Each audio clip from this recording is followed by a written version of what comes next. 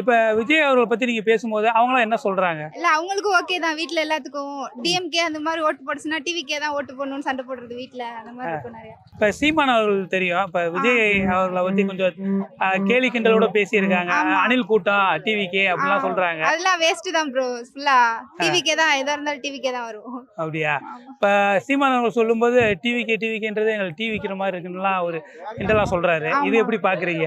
அது கொஞ்சம் இதா தான் இருக்கு. ஃபீல் ஆகுது ஏன் இப்படி பேசுறாங்கன்னு. ஆனா விஜய்க்கு தெரியும், விஜயோட ஃபேன்ஸ் எல்லாத்துக்கும் தெரியும் விஜய் தான் வருவாருன்னு. பேசுறவங்க பேசிட்டு தான் இருப்பாங்க. நாங்க எடப்பாடியில இருந்து வரோம். எடப்பாடியில இருந்து வரீங்களா? ஓகே. எப்படி இருக்கீங்க மாநாடு திரள் பார்க்க? நல்லா இருக்கு. இதுதான் ஃபர்ஸ்ட் டைம். ஃபர்ஸ்ட் மாநாடுக்கே வரணும்னு நினைச்சோம். பட் வீட்ல ஃபர்ஸ்ட் மாநாடு வேணாம் அப்படின்னு சொல்லிட்டு விட மாட்டேன்னு சொல்லிட்டாங்க. அப்புறம் அண்ணா அக்காலாம் வந்ததை வச்சு சரி போய் பாருங்க அப்படின்னு சொல்லிட்டு சொன்னாங்க. அதனால நாங்க வந்திருக்கோம் செகண்ட் மாநாட்டுக்கு. ரொம்ப எக்ஸைட்டா இருக்கு. ஓகே. இப்ப எடப்பாடின்னு சொல்றீங்க. இப்ப ஆல்ரெடி போன எடப்பாடி பழனிசாமி போன தடவை முதலமைச்சரா இருந்தாங்க. இப்ப ஏடிஎம்கே தரப்புல ஒரு மிகப்பெரிய கூட்டணியில இருக்காங்க அவங்க. டிஎம்கே இருக்காங்க. இப்ப டிவிக்கே வர்றாங்க.